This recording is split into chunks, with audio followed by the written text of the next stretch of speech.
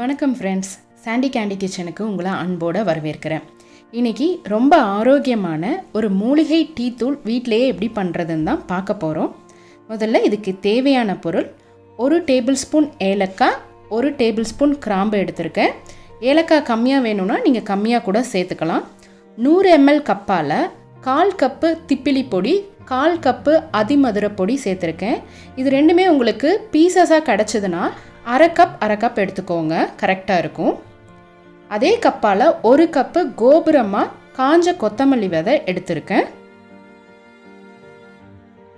1/4 cup மிளகு. சுக்கு எனக்கு பீசஸாக கிடச்சதுனால 100 ml கப்பில் 3/4 கப்பு சுக்கு பீசஸாக எடுத்திருக்கேன். இதை அம்மிலேயோ இல்லை சுத்தியல் வச்சோ இந்த மாதிரி தட்டி வச்சுக்கணும். அப்போ தான் மிக்சியில் அரைப்படுறப்போ உங்களுக்கு ஈஸியாக இருக்கும். இல்லை சுக்கு உங்களுக்கு பொடியாக கிடச்சதுன்னா 1 கப் ஃபுல்லாக சுக்கு பொடி எடுத்துக்கோங்க, கரெக்டாக இருக்கும். அடுத்து அரை கப்பு சித்திரத்தை எடுத்துக்கிட்டேன். இந்த சித்திரத்தையை சுத்தியல் வச்சு இந்த மாதிரி அடித்து எடுத்துக்கிட்டேன். சித்திரத்தை பொடியாக கிடச்சதுன்னா 1/4 கப்பு சித்திரத்தை பொடி எடுத்துக்கோங்க. இப்போது ஒரு கடாய் சூடு பண்ணி 100 ml கப்பில் 1 கப்பு கோபுரமாக காஞ்ச கொத்தமல்லி, 1/4 கப்பு மிளகு, 1 டேபிள் ஸ்பூன் கிராம்பு, 1 டேபிள் ஸ்பூன் ஏலக்காய் இதெல்லாம் சேர்த்து லோ ஃப்ளேமில் 2 நிமிஷம் வறுத்தா போதும். எல்லாத்துலேயும் சூடு ஏறினா போதும். நமக்கு அது கிறிஸ்பாக இருக்கணும், அதுக்காக தான் வறுக்கிறோம். ரொம்ப நேரம் வறுக்க வேண்டாம், சூடு ஏறினா போதும்.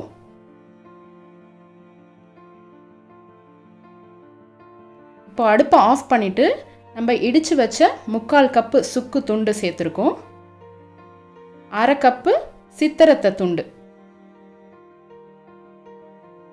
ரெண்டுத்தையும் இந்த சூட்லேயே பிரட்டி விடுங்க போதும். இப்போ அடுப்பை ஆன் பண்ண வேண்டாம், ஆஃப் பண்ணிவிட்டு இதை பிரட்டி விடுங்க. இது எல்லாத்தையும் ஆற வச்சுட்டு மிக்ஸி ஜாரில் எடுத்துட்டு 1/4 கப்பு அதிமதுர பொடி, 1/4 கப் திப்பிலி பொடி சேர்த்துக்கணும். பொடியாக இருக்கிறத கடைசியாக சேர்த்துருக்கேன். இது எல்லாத்தையும் இந்த அளவு பவுடர் ஆகிற மாதிரி அரைச்சி எடுத்துக்கணும்.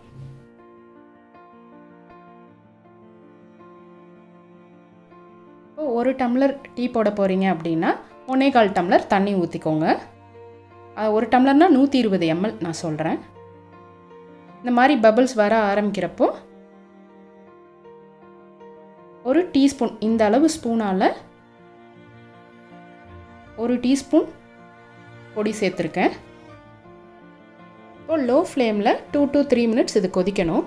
இதில் சுக்கு நம்ம மெயினாக சேர்த்துருக்கிறதுனால, சுக்கு எப்போதும் நண்பகல் சாப்பிட்றது உடம்புக்கு நல்லதுன்னு சொல்லுவாங்க. அதனால் மார்னிங் பிரேக்ஃபாஸ்ட் முடிச்சுட்டு ஒரு 2 hours கழிச்சு இந்த டீ வச்சு குடிச்சிங்கன்னா ரொம்ப நல்லாயிருக்கும். இதில் 1 டேபிள் ஸ்பூன் நாட்டு சர்க்கரை சேர்த்துருக்கேன். தேன் கூட கலந்து சாப்பிட்லாம். இப்போ இது ரெகுலராக எடுத்துக்கிட்டோம்னா நம்மளுக்கு நெஞ்சில் சளி உரையிற பிரச்சனை கண்டிப்பாக இருக்காது. இதை நார்மல் டீ தூளோட கூட மிக்ஸ் பண்ணி நம்ம பாலில் போடுற டீயாக கூட போடலாம்.